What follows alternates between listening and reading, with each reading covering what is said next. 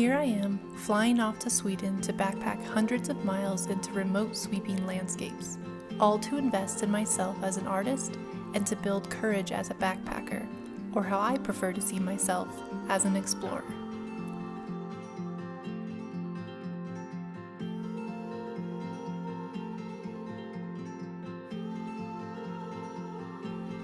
We hiked nearly 13 miles each day with over 20 pounds on our backs, exploring a wilderness so pure and untouched, you don't even have to filter your water. Wildflowers and cloudberries lined the rocky trail, and the summer sun kept the landscape in never-ending daylight. We met only a handful of people while hiking in the south, drinking lingonberry juice at the mountain huts before hiking alone down the trail to find some quiet, secluded campsite. Every day drawing closer to the Arctic Circle and the sweeping mountain views of the north.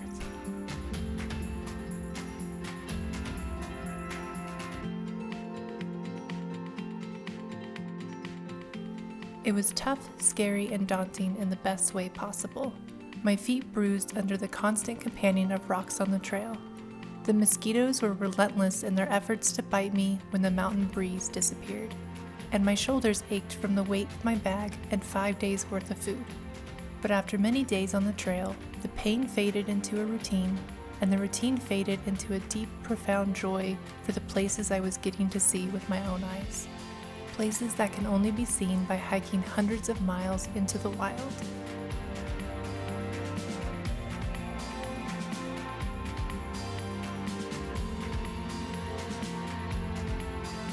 One of the reasons we chose to hike this trail was the abundant wildflowers in the early summer. Coming from Colorado, I love finding and identifying the wildflowers in the mountains. So exploring Sweden, I was excited to find as many wildflowers as possible to document and paint.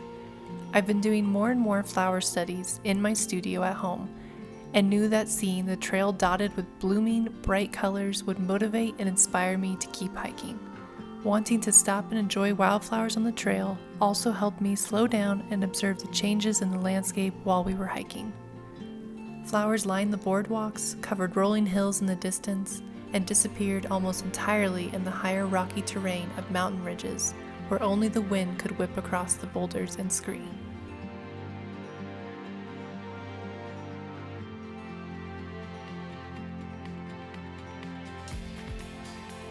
It was also one of the quietest and most remote places I've ever been. Rarely seeing more than a few people a day, I truly felt like an adventurer, uncertain of where the trail in front of us would lead. And I learned later that the trail wasn't even man-made, that we were following an ancient path rich with history. The paths often covered entirely in rocks, without switchbacks, up steep and winding terrain. The orange blazes and winter trail posts were the only indicators that this was, in fact, the trail to follow.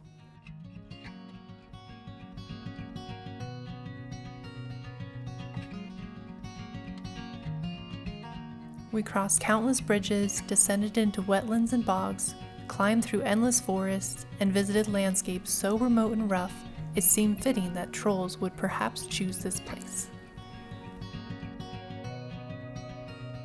And the Swedish people we did meet were much more connected to nature and a slower way of life. They seemed more conscious of themselves, the changing seasons, and understanding the purpose behind hiking hundreds of miles through the wilderness.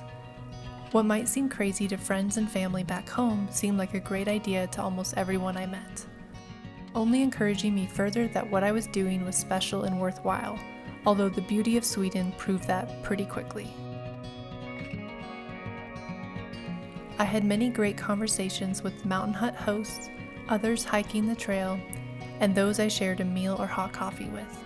I felt more connected to the people on this trail than I would have expected, especially since I met such few people along the way. I'm incredibly grateful for those who spent time with me in these mountains.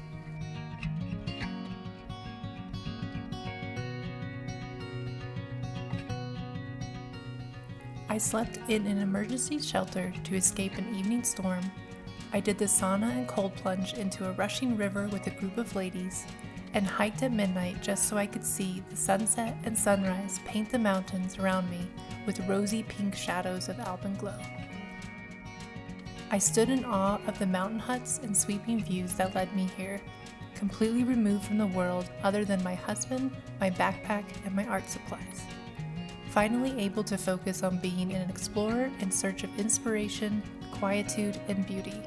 Finally able to be my full self without any compromise.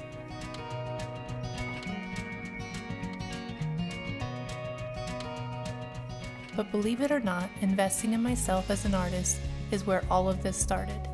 Investing in myself as an artist is how I ended up painting waterfalls in the Arctic Circle in the pristine, endless mountain valleys of Sweden. I've been drawn to painting landscapes my whole life, but somewhere along the way, I stopped pursuing art. I stopped putting the time, effort, or creative energy towards something that honestly brought me a lot of happiness.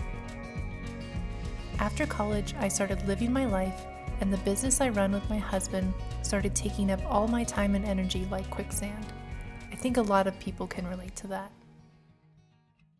A few years ago, I won a giveaway on Instagram for a gouache paint set, and when it arrived, holding it in my hands, I asked myself, am I still an artist? Will anyone appreciate my art? What makes me unique?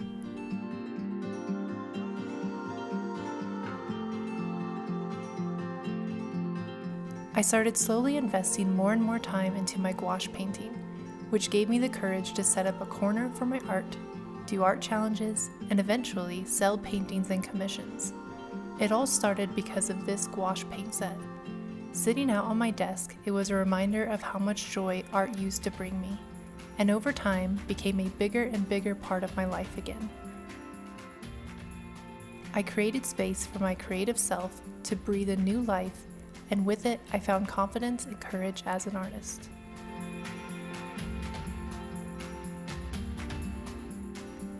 Because I realized what matters most is not how my art influenced the world, but how my art influenced me. It led me to explore more trails in the mountains, spend more time quietly in observation of nature around me, and taught me how important it was to take time for myself away from this busy world. I became a naturalist, an explorer, a businesswoman, and a teacher, all because I started to see myself as an artist again.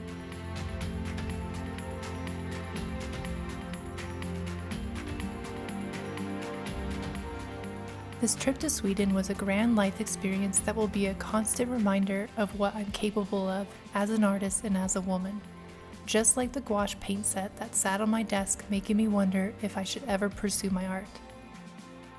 Now these memories remind me of just how important it is to never stop seeing myself as an artist and pursuing my creative expression.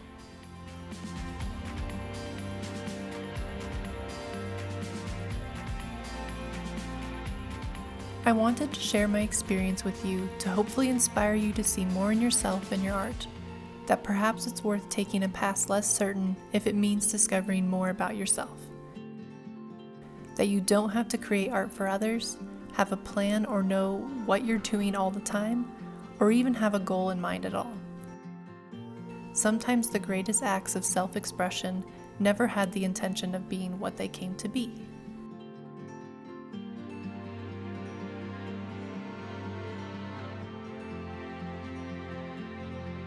For me, it was in the walking, in the carrying of my pack, in the setting of my tent each night, and creating art for the sake of art that I found purpose and happiness.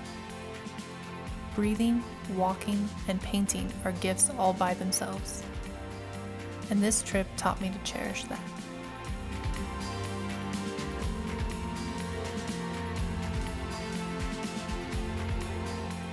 So whatever it is that you feel the need to express it.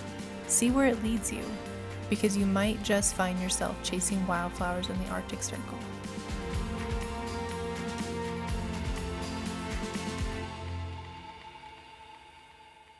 Oh, and it's never a bad idea to go to Italy after a long hike.